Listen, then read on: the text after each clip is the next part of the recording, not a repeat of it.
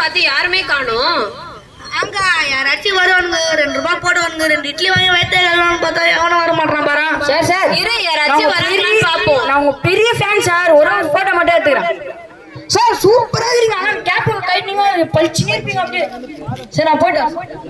அங்க பாரு, ஒரு நடிகர் வராரு, அவர்கிட்ட கேட்போம். அக்கா அவர் பையன் ஸ்டாரு, அவரு ரொம்ப கூட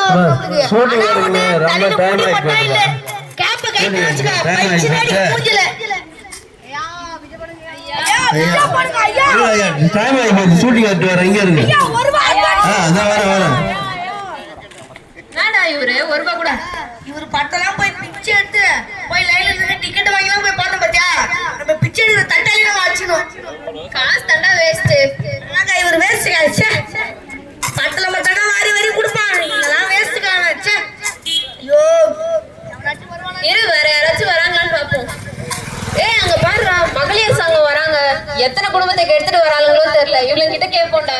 ஏக்கா அவங்க ஊர்ல தான் அப்படி நம்ம கட்டலாம் காசு கொடுப்பாங்க. அப்ப நீ நல்ல தர்மம் தான் நம்மளுக்கு. அப்படி பிச்சை எடுத்துல கிடக்குறீங்களா? நான் வேலை கொடுக்குற வந்து செய்வீங்களா?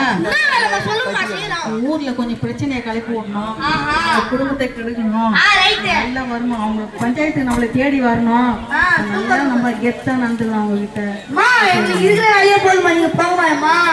இப்படி எதாவது பிச்சை எடுத்து கிடக்கணும். ஆமா, இப்படியே இதுவே உங்களுக்கு கட்டதான். ஆமாக்கா, ஒருவேளை அவங்க சொல்ற மாதிரி நம்ம அவங்க கிட்ட போய் பார்க்கலாமா? அவங்க சொல்ற வேலைக்கு பிச்சை எடுக்கதே பெட்டர்ரா. வேணாம் அதெல்லாம். அதுவும் கரெக்ட் தான். யாராச்சும் வராங்கன்னு பாரு. அங்க பாரு, முன்னாள் தலைவர் வராரு. ரெண்டு நாளு எங்க அண்ணா அந்த மாதிரி ஆளு. ஏகா அவரு டெபாசிட் கூட இல்லக்கா, 1 ரூபாய் போடுவான்னு நினைக்கிறேன். போடுவாரா? இருடா கேட்போம். சார் பிச்சை போடுங்க சார். முன்னாள் தலைவர் எனக்கு ஒரு ஓட்டு கூட போட மாட்டாங்களாடா இங்க. அண்ணா நான் கேட்டு வாங்கி தரேன் வாங்க. போன வருஷமே அந்த இருக்கேன், இந்த வருஷம் ஓட்டு போடுங்க. ஒரு ஓட்டு ஐயா ஐயா ஐயா முன்னாள் தலைவர் ஐயா பிச்சை போடுங்க ஐயா. ஐயா பிச்சை பிச்சை. டேய் நம்ம தொழில போய் பிச்சை என்னடா தொகையை பாத்துக்கிறீங்க நீங்க? தலைவரே நீ போன வருஷம் ஜெயிச்சு மந்திரி ஆகுதுன்ற அப்பே பிச்சை எடுத்தாங்க. இந்த வருஷம் டெபாசிட் கூட வாங்க தெரியல. கொஞ்சம் டெவலப் பண்ணா இருக்காங்க. நம்ம போயிடலாம் வா. அதெல்லாம் சொல்ல ஐயா ஐயா ஐயா 1 ரூபாய் வச்சு போட்டுவாங்க ஐயா. ஓட்டு போட்டுருங்க கருவண்டிச்சிடணும். ஐயா ஓட்டு போட்டா காசு தரேன்னு சொன்னீங்களே சாரு. எப்பா சாரு சார் சார் சார் காசு அவங்க நான் கழிப்பேன் 5 பைசா போச்சுனா 5 ரூபாய் போறேன். ஐயோ அம்மா ஐயோ ஐயோ ஓட்டு போயில இருக்க காசு 5 ரூபாய் வாமா. வேற ஏதாச்சா அம்மா தாயே பிச்சை போடுங்க அம்மா. நாங்க ஏஜென்ட் பார்க்க போறோம். பார்க்க போறாங்களா? என்ன இது? அங்க வந்து சார் எஸ் வரீரார். இவனே ஏன் சொல்றான்னு சொல்லி போறாங்க. அங்க வந்து வரங்க உங்ககிட்ட கேட்டு போலாம். அம்மா இங்க வாங்கம்மா. வாங்க. என்னப்பா? இயேசு வரான்னு சொல்றாங்களே. இயேசுனா யாரு? அவரா? குருடர்களுக்கெல்லாம் பாடு கொடுக்கிறவரு, சப்பானை நடக்க செய்தவரு, அற்புதம் அடையாளங்களை செய்கிற தேவன் அவர். மா அப்படின்னா எனக்கு சின்ன வயசுல இருந்தே கண்ணே தெரியாது. அப்ப எனக்கு பார்வையே செய்வாராமா? கண்டிப்பா நீங்க அவர் விசுவாசத்தால் பார்வையை செய்வாரு. உங்க நிலைமை எல்லாம் மாறும். தாவீதின் குமாரனே, தாவீதின் குமாரனே எனக்கு இறங்கும். இயேசுவே இயேசுவே தாவீதின் குமாரனே. மகளே உனக்கு என்ன இடத்துல இருந்து என்ன வேணும்? ஐயா நீங்க தான் இயேசுவா? ஐயா எனக்கு சின்ன வயசுல இருந்து பார்வையே தெரியாது ஐயா. இந்த உலகத்தை கூட நான் பார்த்ததே இல்லை ஐயா. எனக்கு எப்படின்னா பார்வையே செய்யுங்க ஐயா. மகளே உன் விசுவாசம் உன்னை ரட்சித்தது. நீ பார்வையடைவே ஆவா. ஐயோ எனக்கு பார்வை தந்துட்டாங்களே. இந்த உலகத்தை நான் பாக்குறேனே. இயேசுதான் எனக்கு பார்வை. ஐயா நீங்க எனக்கு அற்புதம் செஞ்சதுனால இனிமேல் உங்களை தான் ஐயா நான் பின்பற்றுவேன். நல்லவரும் நன்மை செய்வருமாய் சுற்றி திரிந்தார் என்று வேதம் சொல்லுகிறது. தம்மை நோக்கி கூப்பிடுகிற உண்மையாய் தம்மை நோக்கி கூப்பிடுகிற யாவருக்கும் அவர் விடுவிக்கிற தேவனாக இருக்கிறார் என்று வேதம் சொல்லுகிறது. உங்களுக்கு முன்பதாக ஒரு சாட்சியை சொல்லும்படியாக விரும்புகிறேன். தஞ்சாவூர் பகுதியிலே உதயதாசன் என்கின்ற கர்த்தருடைய ஊழியக்காரர் ஆரம்ப நாட்கள்ல பசியும் பட்டினியுமாய் கர்த்தருடைய ஊழியத்தை செய்தார்.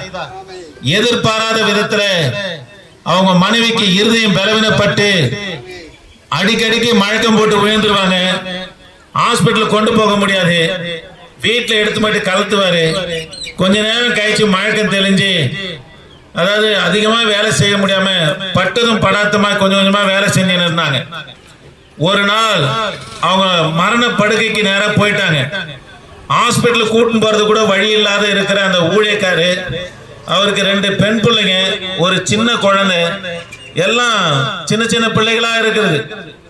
அந்த அம்மா மரண படுக்கையில உயிர் போற நேரத்துல அந்த ஊழியக்காரி முழங்கால் படியிட்டு, ஆண்டவரே என் மனைவிக்கு நீங்க சுகம் தாங்க ஐயா, உமது நாமத்திற்கு மகிமையா நாங்கள் இன்னுமாய் நாங்கள் உங்களுடைய ஊழியத்தை செய்ய உங்களுடைய நாமத்தை மகிமைப்படுத்த எங்களுக்கு உதவி செய்யுங்கள் என்று சொல்லி அவர் கண்ணீரோடு அவங்க மனைவி தலைக்கு பக்கத்துல முழங்கால் படிட்டு ஜெபிக்க ஆரம்பித்தார்.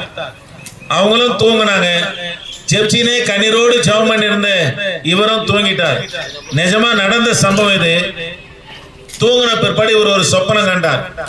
ஒரு ஆம்புலன்ஸ் வண்டி வந்து சர்ச்சி வாசல்ல நிக்குது. அவர் சர்ச்சி வாசல்ல தஞ்சாவூர்ல.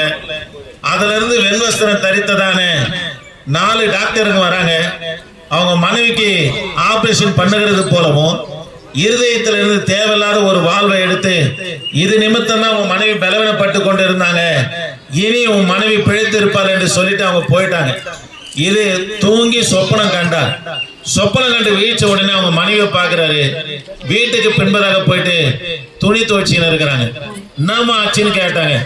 அவங்க சொன்னாங்க, என்னன்னு தெரியல, நான் மரண படுக்கையில இருந்தேன், ஏதோ யாரோ ஒருத்தர் என்னை தட்டி எழுப்பினது போல இருந்தது.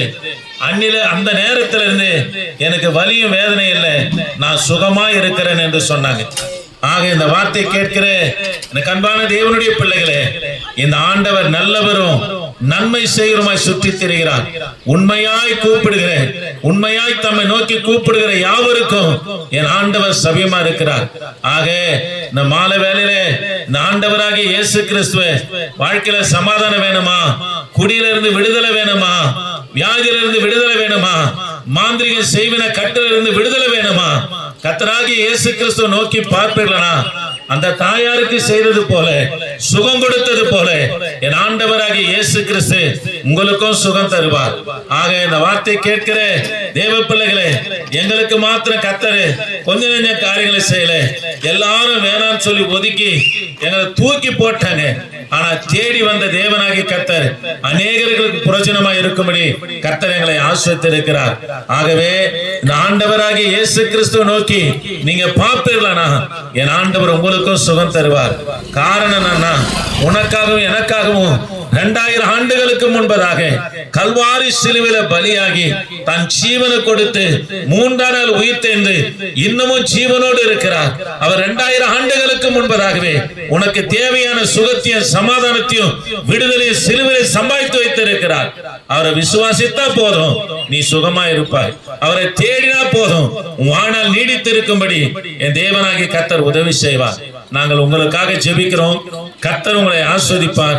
உங்களுக்கு யாராயிலும் ஜெபிக்கணும்னு சொல்லி விருப்பம் இருக்குமானா, கர்த்தர் என் வாழ்க்கையில அற்புதம் செய்வார் என்று விசுவாசிப்பீர்களா, வாருங்க, உங்களுக்காக நாங்கள் ஜெபிக்கிறோம். கிருபையின் தேவனே, நாங்கள் உம்மை துதிக்கிறோம். இந்த வார்த்தை கேட்ட ஆண்டவரே, இந்த கல்பட் கிராமத்தை உம்முடைய சமூகத்துல வைத்து ஜெபிக்கிறையா, கர்த்தர் நீங்க ரட்சிப்பீராக, சுகம் தருவீராக. ஆண்டவரே, இந்த வார்த்தை ஆண்டவரே எந்த தூரமெல்லாம் ஒலிக்கப்பட்டு இருக்கிறதோ அங்கெல்லாம் தேவ ஆவியானவர் உலாவி பிள்ளைகளுக்குள்ள சமாதானத்தையும் விடுதலையும் தருவீராக. தொடர்ந்து பயனெடுத்துங்கப்பா, ஆசீர்வதிங்க. இயேசு நாமத்தில் ஜெபிக்க நல்ல பிதாவே, ஆமென். Praise the Lord.